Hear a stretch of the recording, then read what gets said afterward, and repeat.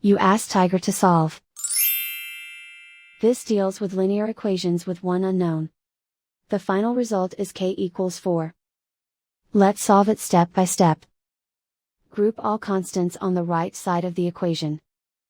Subtract 8 from both sides. Simplify the arithmetic.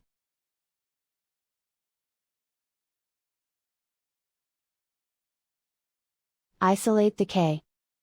Multiply both sides by 2. Group like terms. Multiply the coefficients.